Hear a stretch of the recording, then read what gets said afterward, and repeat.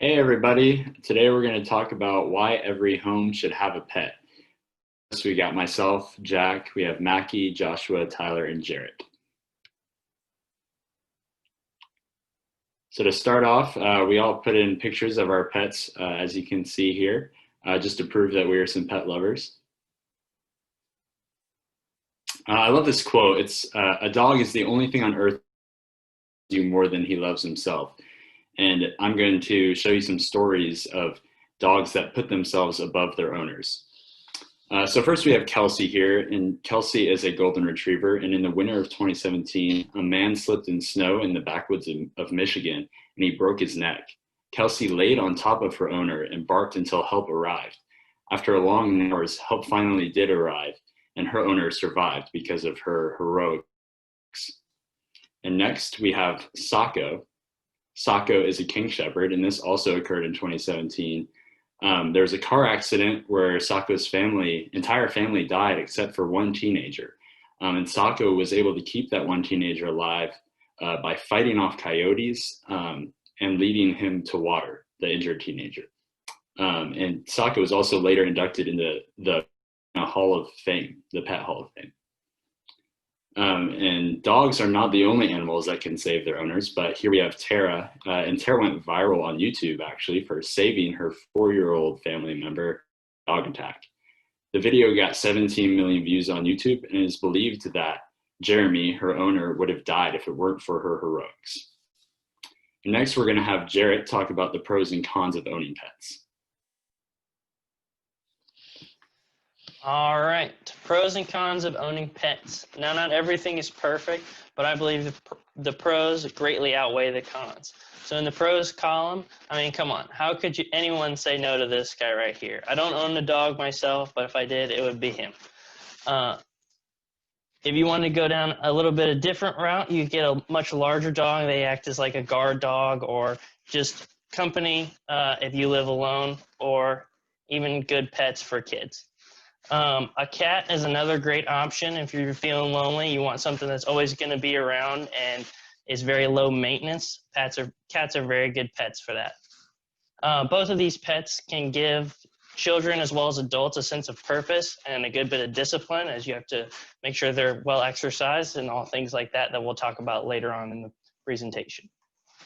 In the cons column, things that may not immediately come to mind are allergies. Not a ton of people are allergic to pets, but a good number of people are. I myself am.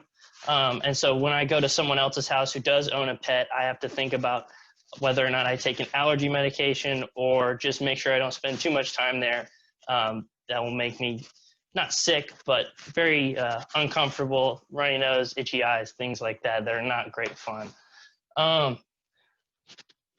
Pets also require a lot of maintenance. Dogs more exercise than cats, but cats also have litter boxes and things like that you have to think about, as well as some unforeseen costs like vet bills and other things like that can occur. Dogs in particular can be expensive if you need to train them. My neighbor's dogs had to go to like training school for dogs, essentially, because they were not very well behaved and things like that. And things like boarding your pet if you want to go on vacation can be very expensive as well. And next, we're going to talk about the psychological benefits of owning a pet. All right, so I'll be discussing the psychological benefits to owning pets and how they can help your mental well-being. So first off, in several studies, it's been proven that playing with a dog or cat can elevate your levels of serotonin and dopamine, which help calm and relax you.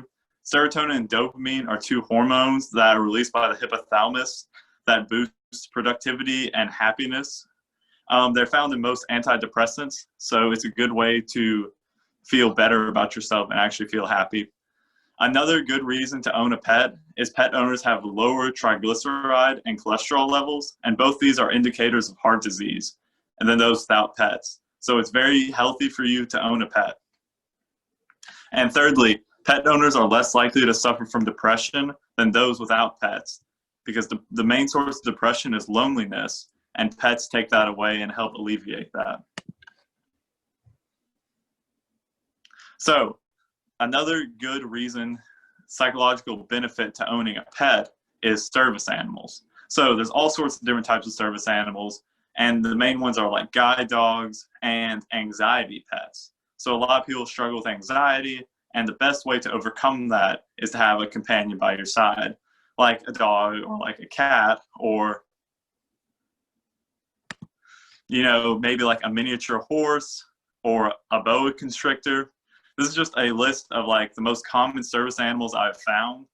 And honestly, they're kind of really outlandish and kind of interesting to see how these different animals can help people mentally in different states. There's a lot of psychological benefits to owning pets, but sometimes a big problem is allergies. But here's Mackie to talk about how to get around those problems. You all heard from Jarret about some cons about pets. So he stated that one of the cons was shedding, which a lot of people are allergic to. Which if you're allergic to these pets, you're not alone, because about 10% of people in the US have some sort of allergies, including one of our TED Talk members, Jarret. But actually, there are many different types of pets that are hyperallergenic. The most popular type of pet that is hyperallergenic are dogs, including the most popular breed, which is poodles. Many people who want a hyperallergenic poodle often go with a golden doodle or that side of the poodle family. There are also many types of pets that are hyperallergenic, including different breeds of bunnies. Also, a hairless cat is hyperallergenic due to the fact that it has no hair to shed. So if you're more of a cat person, this is definitely the way to go, because every single cat sheds besides the hairless cat. Also, cat allergies tend to be a lot more severe than dog allergies. This is because cats tend to shed a lot more than dogs. If you're looking for more of an exotic pet, you can go in the route of a rat or a mouse or a snake, which Josh is now going to explain different types of exotic pets that many people have in their home. Before we talk about the benefits of owning an exotic pet, I just want to address what are exotic pets. You might think of exotic as like a tiger or a lion or something like that, but it's more just any pet that isn't common to own, such as like a lizard or a turtle, or a guinea pig or a hedgehog. Those types of pets are considered exotic. And so, like Mackie mentioned, some of these pets can be hypoallergenic, but there are a lot of benefits beyond that to owning an exotic pet compared with a common pet such as cat or a dog. For example, they usually require less exercise.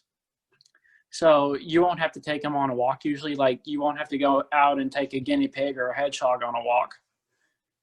You can just get them the equipment that they need, and they'll take care of the exercise themselves.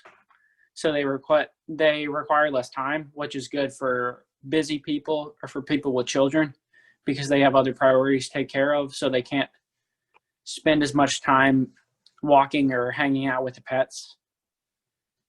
And it's just a unique and exciting experience compared to owning a cat or a dog, because you know what you're going to get with those animals.